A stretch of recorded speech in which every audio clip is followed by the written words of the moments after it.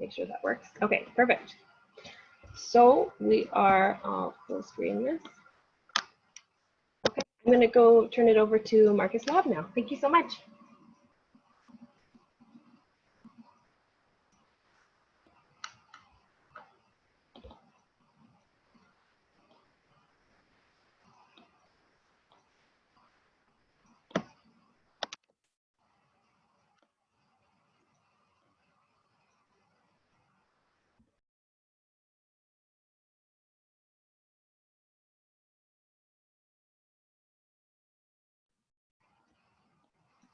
Marcus, you might be frozen. Uh-oh. What's that? Oh, okay. It was lagging. Oh, okay, was it? Okay, perfect. Well, go ahead.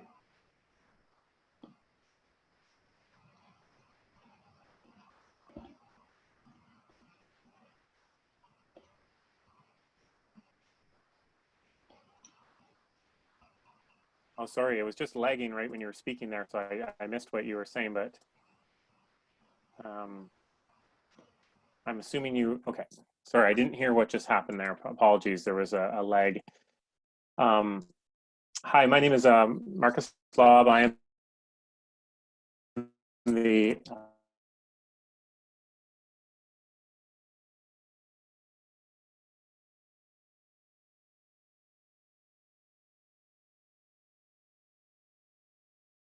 current times. Today we'll be hearing from Kenda Chang-Swanson, and she's from a partnering organization, People for a Healthy Community on Gabriola Island. And this is within the Nanaimo North region. Her title is Food Programs Coordinator. And I first met and started working with Kenda as part of the Farm to School Advisory Committee located in Nanaimo. So which she joined earlier this year. So it's been great to have her there, and I've had the opportunity of going over to Gabriola to see the work that they are doing on the commons and at the elementary school there. Really great community, lots of great farm connections, and so we thought it would be interesting to kind of show what it is like in more of a rural community. Obviously, they're close to Nanaimo, so they do make the connections to the larger city, but they are located in on an island. So yeah, so that was my introduction, and I know that Kenda can give a little bit more about herself and her experience. And so take it away, Kenda, please.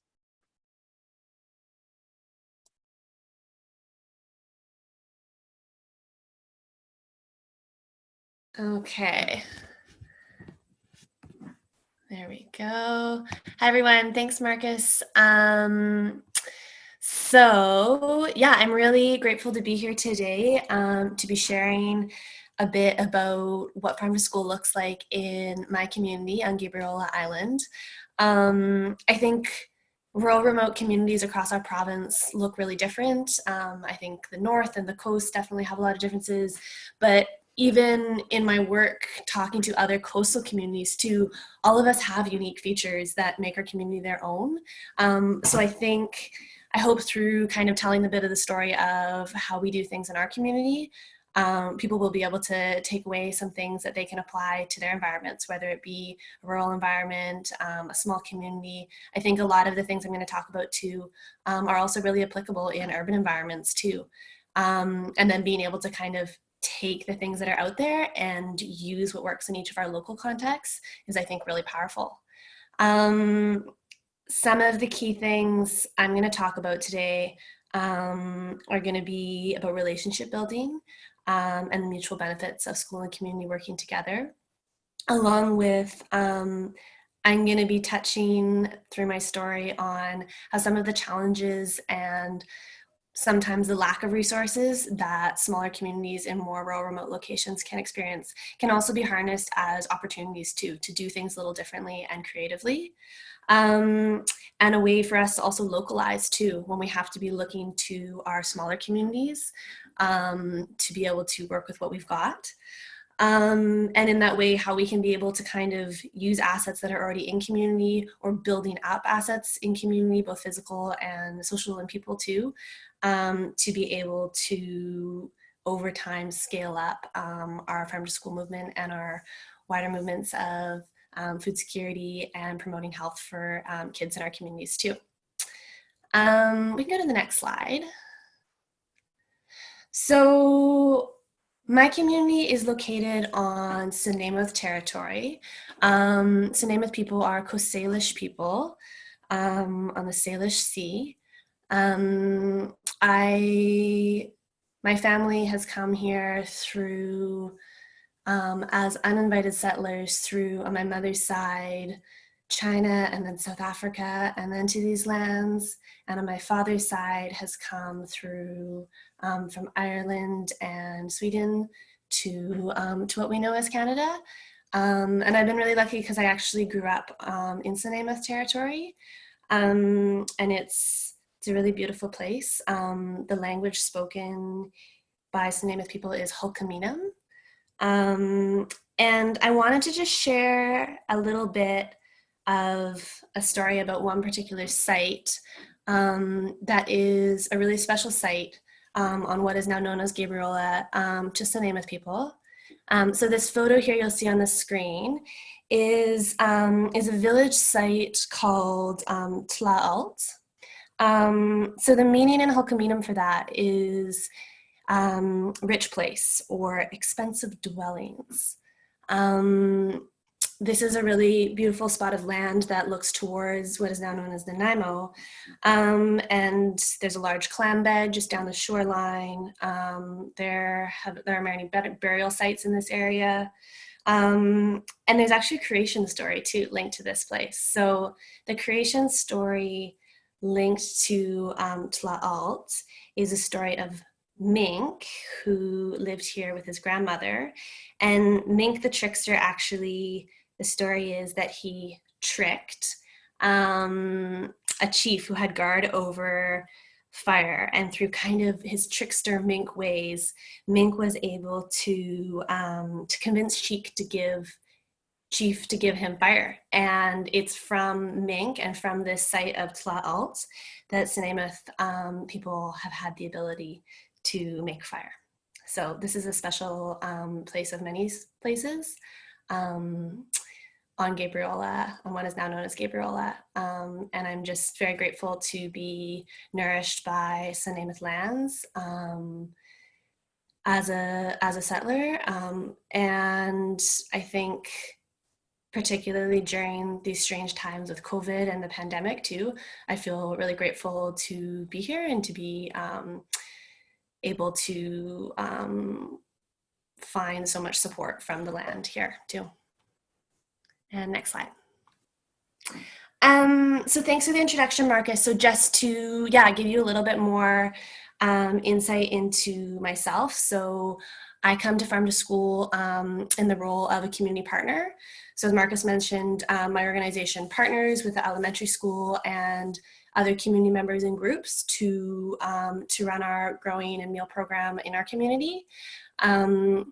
And I definitely do not claim to be a farmer. I'm not a chef. I'm not an educator. But what I do get to do is I get to kind of seek out and work with so many amazing people in our community that have gifts, and then try and bring it all together to see how we can to best bring these kinds of gifts and these experiences to the kids in our community as well. I use she and her pronouns, and my work sorry, just getting a call. That's actually my work outside of the school in our food programs in our community promoting food security covers a wide span of areas. So I do, the call I'm getting actually is about, I run our food bank grocery program. We run community meal programs 3 times a week. We run food literacy programs. We do workshops for families, seniors, community members. We also work with a farmers market coupon program, along with a lot of variety of services. So my work looks really different every day, but it's an absolute joy. I'm missing getting to be in the garden with the kids, which is a big part of my work. And I love this photo because you can see in the forefront 2 of the students munching away on lettuce. And I think one of my favorite things in the world is getting out into the garden and not only getting into the soil, but also getting to eat things grown steps away from the school with the kids. So just go to the next slide. So to give you a bit of context about Gabriola, we've got a small population, just over 4,000, and we're about a 20 to 25 minute ferry ride from Nanaimo. The ferry ride isn't a long ferry ride, but it acts as a huge barrier for a lot of community members to access resources that they need. We often hear stories about families and community members that need additional supports, whether it be mental health supports, whether it is social services, resources that are not available on island, or they're available online and in a really part-time limited basis, are often hard for people to access in Nanaimo. And that ferry, even though it's short, can act as a huge challenge for many people trying to get what they need for their families. We have a high child poverty rate at 39%. According to the most recent census. And I think, like many rural remote locations, what we see in our community is a lot of hidden poverty. So things that may not be obvious poverty from the outset is really complex. And our child poverty rate speaks to the fact that we do have a lot of food insecure households that need community support. And one of the things I feel really grateful of is, I think part of that being a small community in an environment that sometimes has its challenges along with a lot of its benefits, mean that we do have a really strong community and culture around community care. And although people can sometimes slip through the cracks, we do really look out for one another and try and care for each other as a community. Next slide. So there's just a couple photos. You can see we're located just off the coast of Nanaimo, which is off of Vancouver Island. And then this is kind of an infamous spot on the island. These are some sandstones. Next slide. So I've already talked a little bit about my work, but again, I'm coming to this webinar as a community partner. So I think if there's some other community partners in the room as well, you might recognize the fact that I think in really small communities, often in social services or in nonprofits, we kind of end up doing a bit of everything. So we work across 3 key social determinants of health, but we do kind of end up doing a bit of everything as we identify gaps and needs in our community, and we're constantly trying to shift depending on what our community needs too. But we're called People for a Healthy Community, and I'm really proud of the work that we do, and especially during COVID too, it's tested our resilience to adjust to what our community needs. And that's been a lot of what my work lately has been, but that's just a bit about us. So next slide. So in terms of our work with Gabriola Elementary School, we only have one school on the island, which is the elementary school, and then high school students commute to Nanaimo every school day once they leave grade 7. At Gabriola Elementary School, we run a few programs. So kind of we kind of have the nesting umbrella of Food for Thought. And then underneath that, we do a weekly hot lunch, which is prepared by a staff lead from our organization, a team of about, I'd say 6 to 10 volunteers that help cook. Senior students, grade 6s and 7s, get involved in the cooking. And then we have another volunteer team that helps serve the meal as well. And we have students, often some of the younger students, that help serve the meal. And then we have some community member volunteers who also serve the meal too, and that happens every Wednesday. With our hot lunch program, a lot of what we do has built up over time and come from the work of people before us. Originally, Food in the School started because it was a group of moms that identified a need and just began finding ways to get kids who needed food. Back in 2014, we got a farm to school startup grant. So that was a big part of getting the gardening component off the ground. And then in 2016, after the hot lunch program had kind of not been able to run for a few years, we picked it up again, and it started at just once a month on a trial basis, and then it was really successful and slowly built momentum, building up to now we're doing them every Wednesday as a weekly hot lunch. And then we also do a breakfast program. We do little yogurt cups in mason jars with fruit and oats, and those are available in fridges for kids to grab if needed, as well as sandwiches and snacks that we stock in the office. And then our growing component with our organization, with the entire elementary school, happens actually just across from the elementary school. So I think what Marcus was kind of mentioning is really unique about us is that the growing program for the kids doesn't actually occur on school district property. It's across the street on a community-owned land that we call the Commons, which is, it's 26 acres, and it's completely volunteer run. It's community-owned land with a two really large areas that are community gardens, and then we have beds within the community gardens, and then there's also a seniors garden area as well, along with that same property, which is all directly across from elementary school, and also where my organization rents space, is also where there's a large commercial health guideline inspected kitchen too, and that's where we do all our hot lunches there, and a lot of the prep and everything as well for other programs. And I think it's really cool because kids are not only able to come to a community-owned property and garden in the beds that we work with them in, and also grow in a space that is also other community members are growing in too, but they're able to really, I think, be able to kind of root themselves and feel a lot of ownership, not just on the school property, but in community space too. And I think that is really unique and really special for the kids too, because they start to really see themselves as stewards of not just the school property in the school area, but also out in the community too. So that's a really fantastic part of our program, is getting them really embedded in community on the Gabriola Commons. And I think I'll speak to a little later, but it's really interesting too, because the kids are learning how to grow food, not only for their school programs, but also for community as well. Next slide, please. Yeah, so just a few, we focus heavily on, the farm to school themes, as well as we want to be getting kids good food. So addressing the food insecurity that we know many families in our community are experiencing by getting kids good, nourishing food, but also building up skills and confidence around growing food and being able to cook and make their own food, as well as the social connection part is really important. So not only connecting with one another by sharing meals at school, but also connecting with diverse community members as well is really key. And the program really takes a lot of work and nourishing of relationships between diverse groups in our community.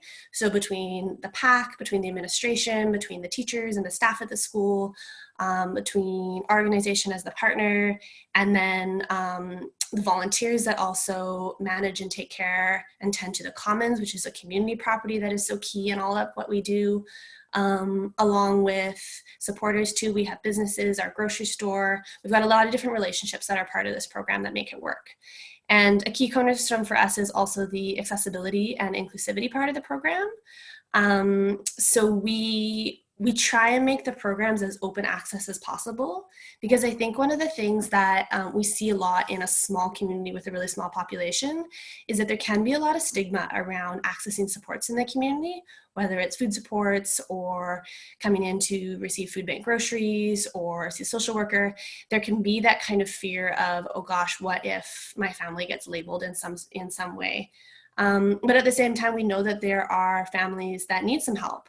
So that's where we try and make the meal programs all super open access, so the students don't feel targeted and there's no stigma for them to be going in and receiving that breakfast jar or receiving that snack.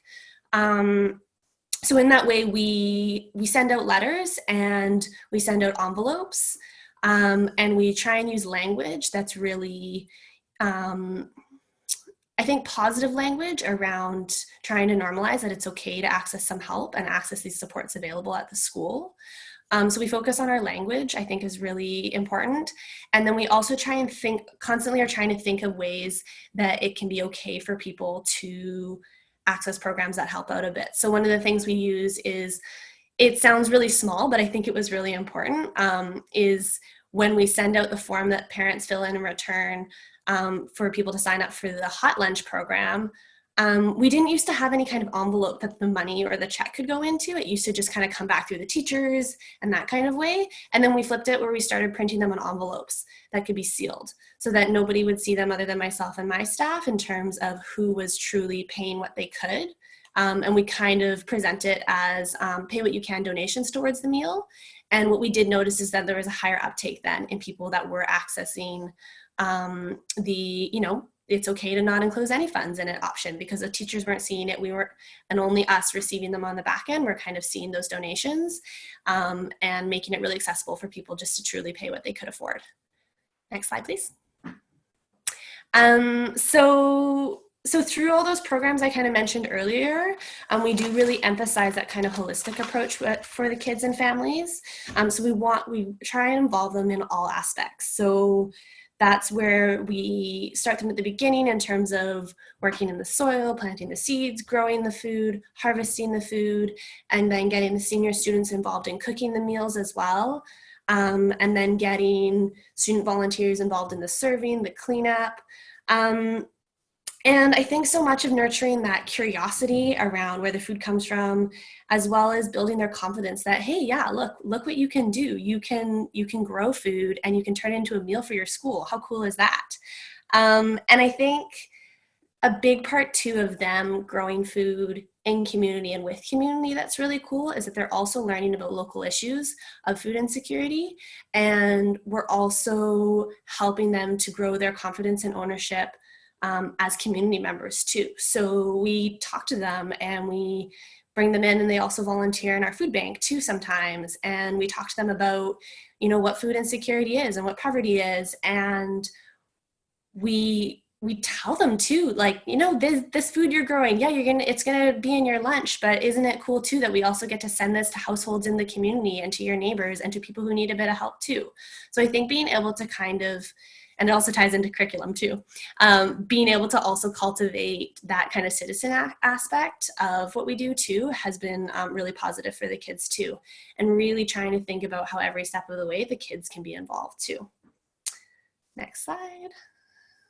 Yeah, so these are a few photos. So you can see a couple of students cooking in the commercial kitchen that's on the commons in our large community kitchen.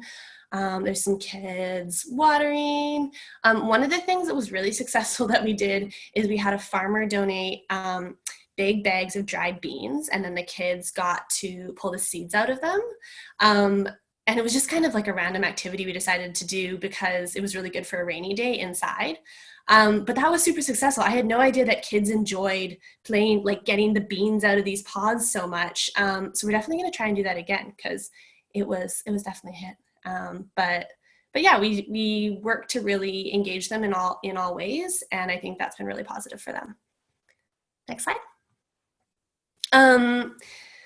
Yeah, so that being said, like I think we've been able to do some really positive things in our community, but we've also had a lot of challenges too that we've had to navigate and think through and problem solve together. Some of the things in terms of kind of environment related, I mentioned that we cook in a community kitchen across the street from the school. Because one of the things that was constantly a challenge at the school was keeping that school having its health ratings, because the kitchen in our school wasn't really under anybody's exact kind of portfolio. So the custodial staff didn't really have enough time to keep it up to food safe standards. The teachers are really strapped. A lot of the parents are really busy.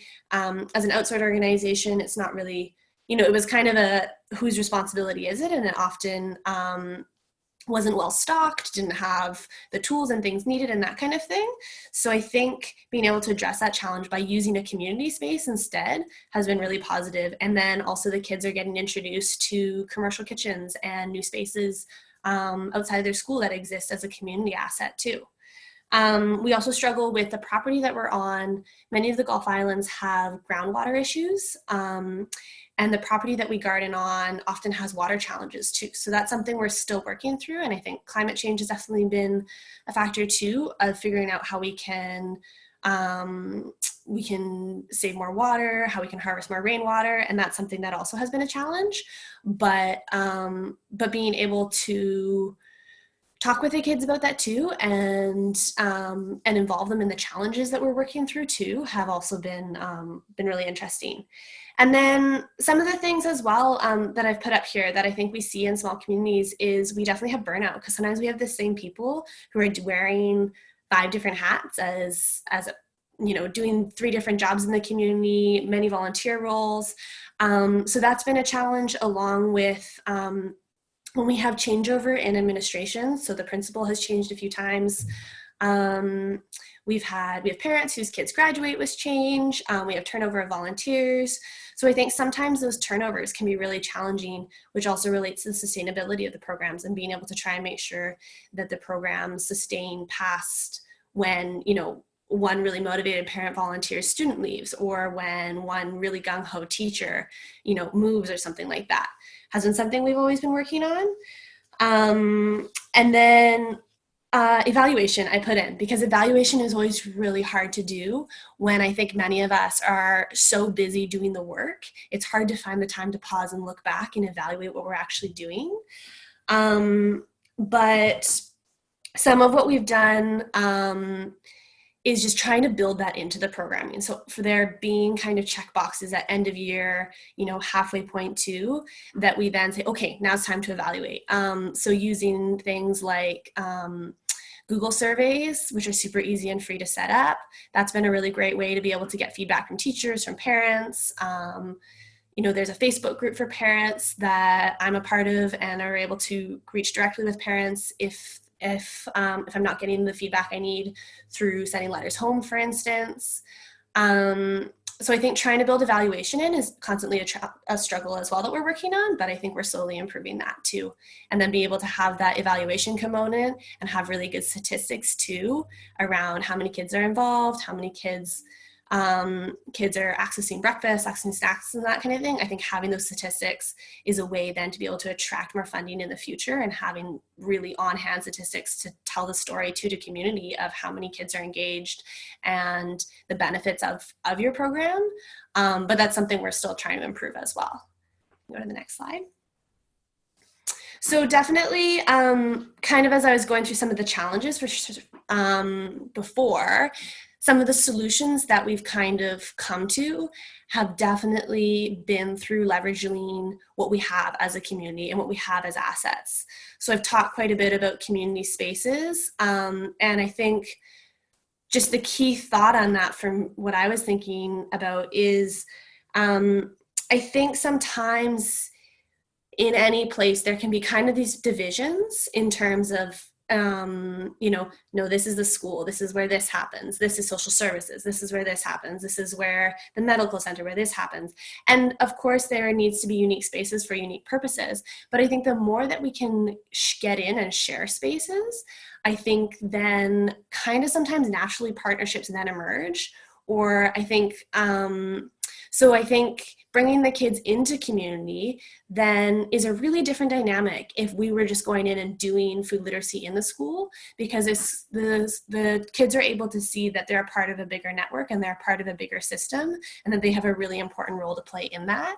So I think those shared spaces, when we're in the kitchen, when you've got students, you've got elders, you've got, we bring in sometimes community chefs that get involved, or or having farmers visit, that kind of thing. I think the more we have those shared spaces together, the more diversity and then stronger relationships that then come out of it. And I think kids really thrive with that too. I think as well, an asset for us definitely has been the strong spirit that I mentioned of volunteerism on our community. So I think I mentioned before kind of telling our story. I think continually trying to share with our community what we're doing and sharing photos, sharing stories in our local newspaper, sending things out to parents about, about the successes or what's been going on, I think is a really good way that people, we have a lot of community members that use Facebook. So I think the more that people kind of feel connected and they feel like, oh yeah, like this is my community, that's awesome, more people want to get involved too.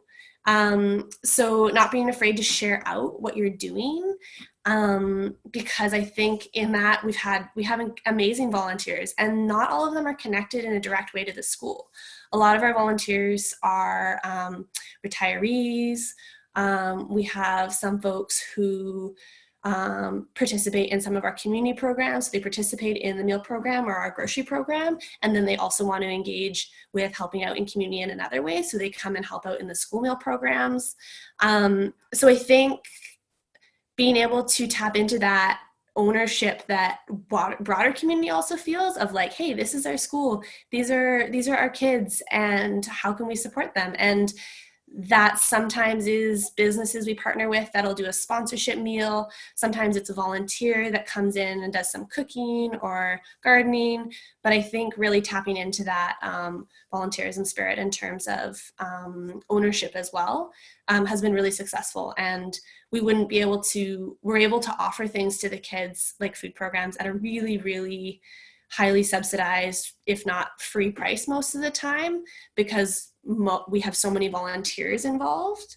As well as it's been really cool to see the way, like we also have some of our local police officers, some of our community paramedics too. They also volunteer and they come in and help with the serving of the meal. And it's a way for the kids also there as well to build relationships with other key community members in the health sector and in the police force too. So I think that's been really interesting to see as well. And definitely an asset in our community that we leverage is in a small town where we all know each other and we often know everybody's business too. We definitely try and build really strong relationships. I think one of the things that really I've noticed is what I put in there is showing up has been really, really amazing in terms of, you know, sometimes you're not really sure exactly what a partnership is going to look like. But then by spending more time with a potential partner or just through conversations or something, we're sometimes able to come up with ideas that we're able to put into action. So one example is the Parents Advisory Committee is kind enough to let me come and do reports at each of their monthly meetings. So I go to those meetings and I think it's been really positive in terms of building connections with parents, building connections with the principal. I sometimes will think like, oh, you know, I'll send an email, for instance, to somebody, or I'll leave a voicemail or something, and then I don't hear back. And I think, oh, you know, that's too bad. You know, I tried, kind of thing. But in a lot of small places too, I think showing up and showing your face, harder to do during COVID, I guess, but showing up and showing your face in person and having all those conversations face to face, I think have proven really good for the program. So for instance, with businesses going in and saying, hey, you know, would you be interested in partnering with us and donating some funds to sponsor a meal, and then you could come and you could visit the school on that day and you could serve the meal. So we've had local businesses that then bring 5 of their staff members on the day that the meal that they've sponsored is being served. They come in, you know, we sometimes put something in the paper and they serve that meal. And then we try and follow up too. We try and drop off a card and say thank you in person and stuff as well. And I think sometimes that can take a lot of energy, but really showing up and continually cultivating relationships in smaller communities can be really powerful. Next slide. Yeah, so as I kind of wrap up the story of our community here a bit, I think a concept that's really important in our community and has been really important to me is thinking about mutual reciprocity. And I think that's something that's, you know, really, really key with all of us when we work with land, and what we give to the land, we often receive back in nourishment. And I think that's also true in so many relationships too. So as I was just speaking to, being able to give energy, to give time, to give resources if possible, and then also being able to receive those back, whether it's in a small community network or a bigger network, I think overall for our community creates a lot of resilience. And I think bees and flowers are a really good educator for us in those. And this is another photo here. One of the most fun things we did this year was with a local chef. The grade 7 class cooked a meal for one of our seniors programs. And I think that was really cool to see as well, is to see the leadership that the grade 7 students were able to take on in that. The skills they were able to learn by working with the local chef, and also the relationships too with a lot of their community's elders as well. And I think that mutual reciprocity is something that I was so impressed with the kids that they were really engaging with, and they were really taking this opportunity. And the seniors really enjoyed the experience.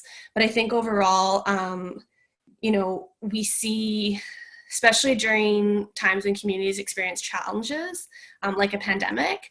I think then that community resiliency is something that that at the core of kind of what the food programs cultivate is also really important. It has a lot of positive positive impacts kind of that can, I guess, vibrate out too.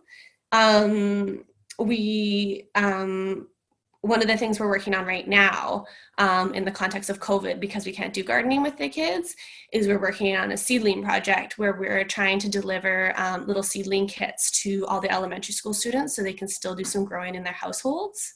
But then what we also want to build into that too is a way for the kids to then send messages and community notes back that then we can distribute to some of the most vulnerable and isolated seniors in our community as well.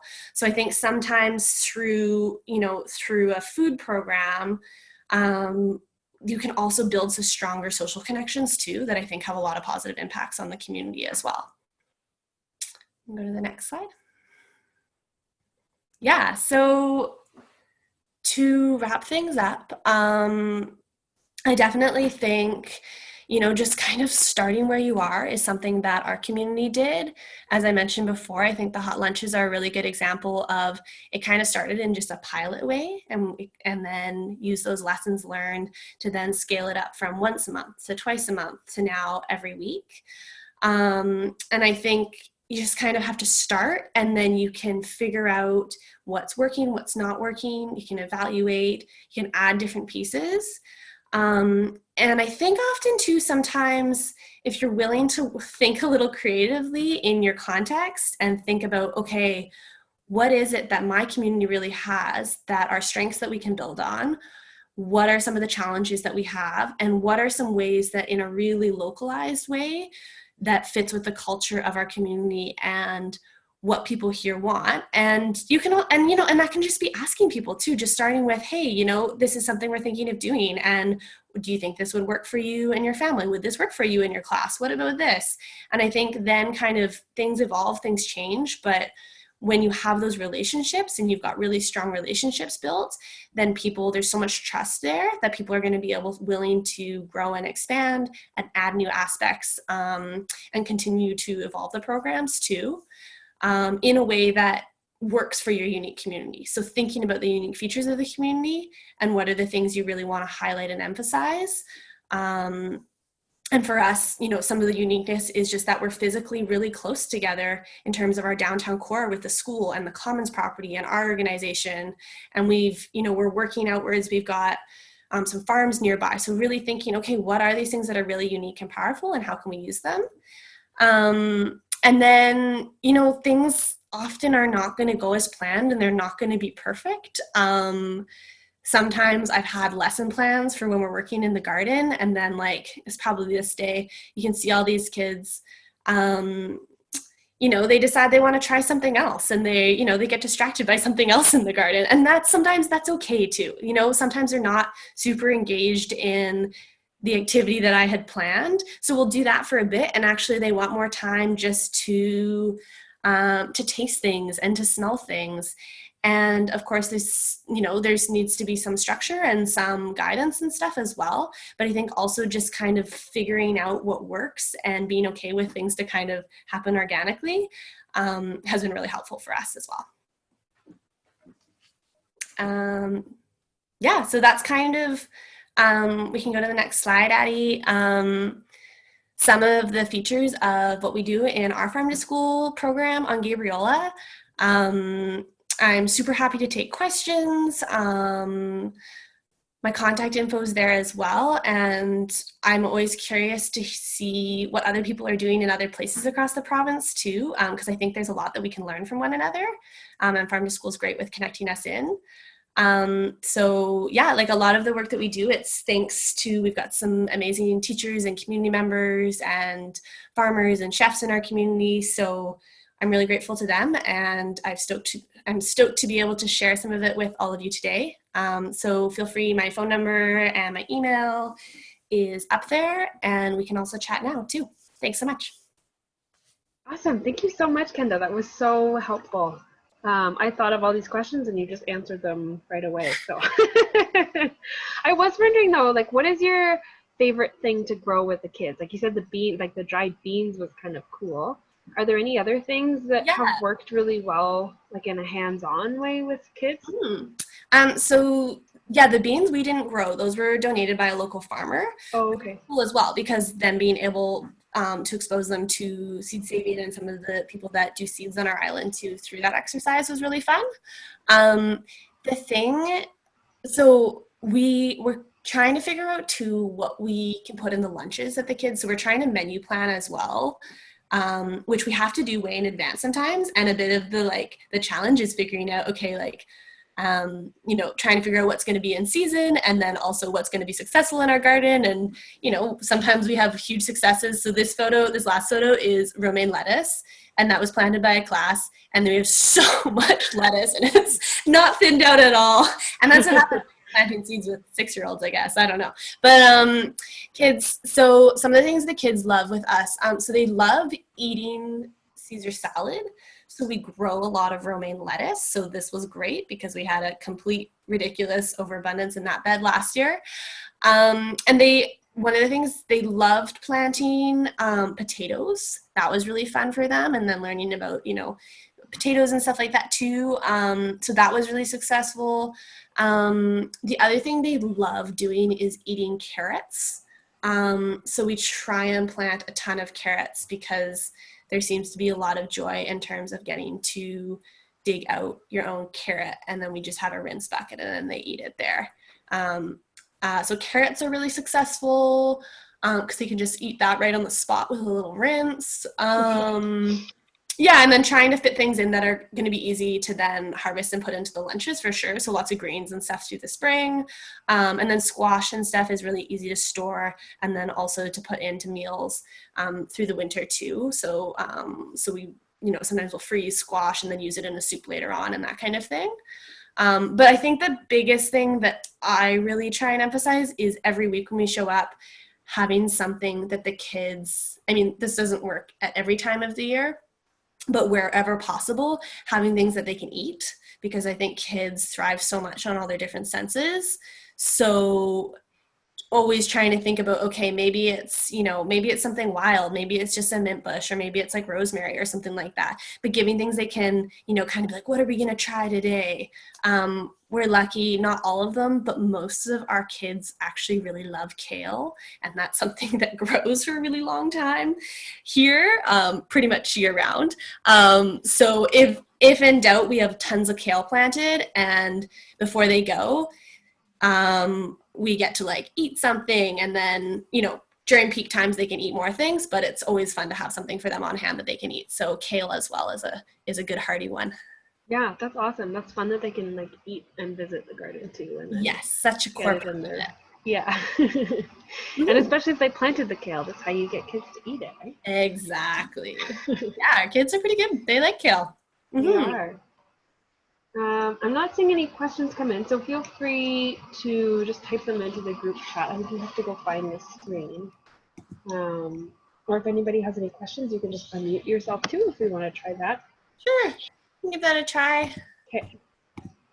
We've got a couple more minutes. So. Sure. I am curious to know if there's anybody, I don't know if you have questions or anything, but because I'm speaking from a coastal island context, I am curious if anybody here is from a more rural, smaller context, maybe in the north or in another part of the province that sees maybe similar things, but in, kind of a different geography too. Maybe not.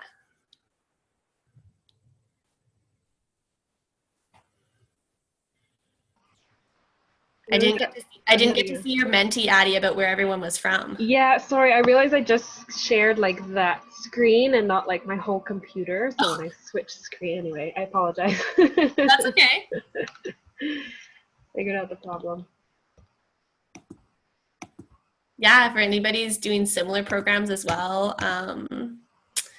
with any features of it too, that's always something that I find interesting to see what we've each come up with and what we're all doing too. Hey Kenda, it's Margo. I'm up here in Terrace. Oh yeah, hi Margo. Yeah, hey, how's it going?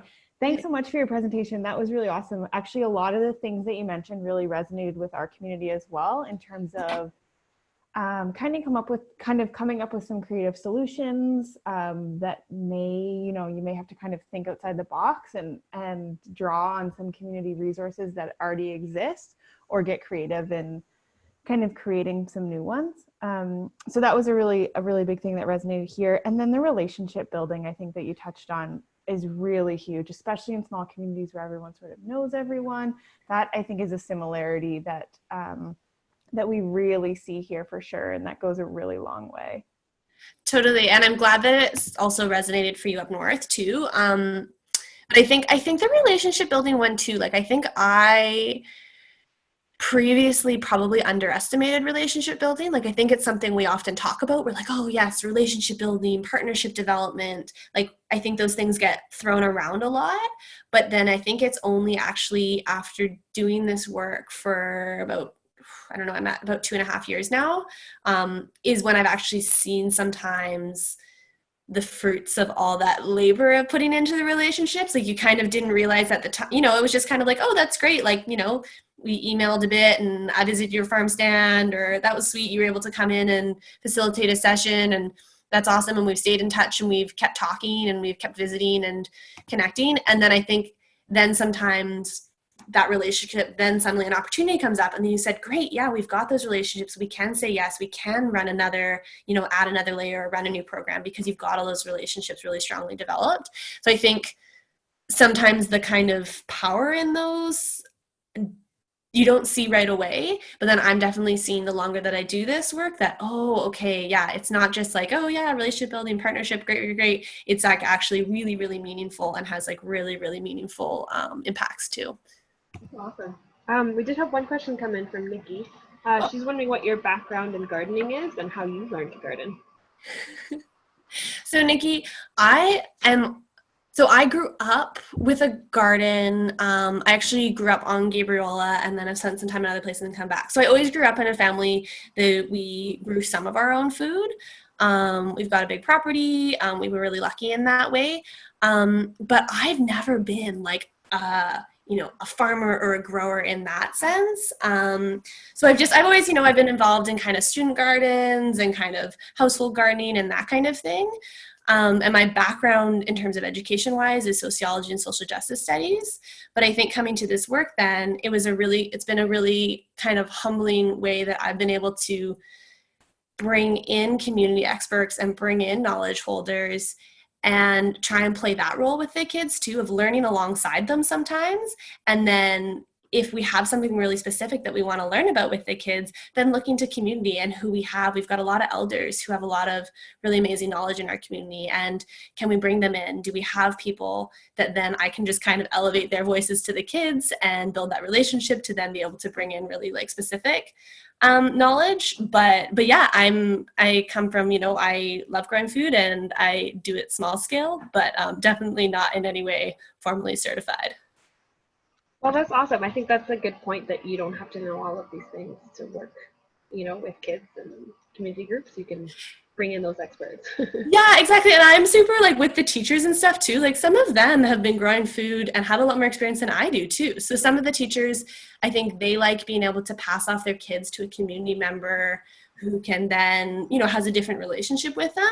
But then the teachers will chime in and say, oh, actually, I know this about, this type of food or something. And I'm like, great. And I think I also try and make it really inviting to the kids and really tell them like, yeah, like I'm learning alongside you too. I didn't know the thing that your teacher just mentioned. So that's great. Let's learn alongside one another. But then I think the other thing is there are a lot of really great resources out there too. There's a book, I forget what it's called. A publishing company on Gabriola, New Society, has published a book with kids gardening that's fantastic. Farm to School has great resources. Some of the organizations that Farm to School links to too have amazing resources. So I think there's a lot of information out there too, so that we can, no matter where we're at with our like gardening skills, can jump in and do fun stuff with the kids for sure. Awesome. We have one more question about how to get a job like yours, so that's fun. Maybe Sophie can, I can pass on your email and you can pass on any tips on how to get the dream job of working with kids and girls. Totally. So I maybe in my situation, it's part of the kind of small town thing too, of like I grew up here. So I worked with my organization, People for a Healthy Community, as a summer student. And I think the second or third year of my degree. And then I was doing some volunteer work in some other place, some other work. And then I came home and I actually went back and was relationship building again, talking with my old boss, saying I'm trying to figure out the next step. I don't know if I'm going to go back to school kind of thing, where I'm going to live. And then they had a job come up and they had some staff leave and they had a big gap. And then I was able to just kind of come in and hold things together for a bit and then formally got the job. And then it's been really cool too, because we've been able to also tailor the job to some of the skills that I've had. So the job position has evolved as well.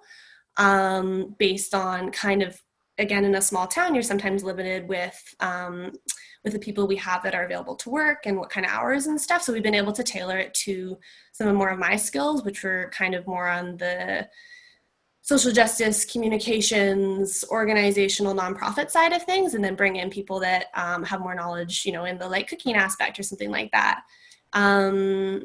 So I came into my job then from working previously as a student. So I think trying to get, if you're a recent graduate, so trying to, I mean, it can be hard sometimes to have the time to volunteer places or to take internships or summer jobs or anything like that. But if you have some sort of relationship with an organization, whether it's as a volunteer or as a summer student or in that kind of way, there's a lot of jobs that people get hired for that never get posted, because I know when I'm hiring staff, if I have a volunteer who says to me, and I know they're a fantastic volunteer and I would definitely want to work with them more, and they say to me, oh yeah, I'm actually looking for part-time work. I say, great, you know, sometimes we'll post the job further, but if we need somebody to start right away, we're going to hire somebody who we know we can depend on and has really good skills. So I think trying to get involved. Sorry, Kenda, I want to, we're supposed to finish up soon, so. Okay, yeah. But definitely just trying to get involved in other ways, and often that can turn into a job. And not being afraid also just to reach out and introduce yourself to organizations and say, hey, I'm a recent graduate. How can I get involved? I am looking for work potentially. I think it's okay just to kind of show up and tell your story and why you're interested in working with them. And it might not start with a job then, but sometimes 6 months later, they can have a position. They, oh yeah, that was really cool. So yeah, but we can talk more, Sophie. Okay, awesome, thank you. So I just wanted to let everybody know that our next webinar is coming up next Wednesday. It's going to be at 10 a.m. And we are going to be showcasing a food literacy database full of resources about cooking, preserving, growing, and just minimizing your waste. So that's going to be next week, and then it'll be every week after. So you can check out our website and Facebook pages and listservs and newsletters, all sorts of ways to stay in touch with us here at Farm to School. So I just wanted to say thank you again. Sorry, Marcus's internet's kind of being lagging, so he says thank you. So yes, thank you everybody for coming, and you'll get a recording and slides from the webinar today. So thank you.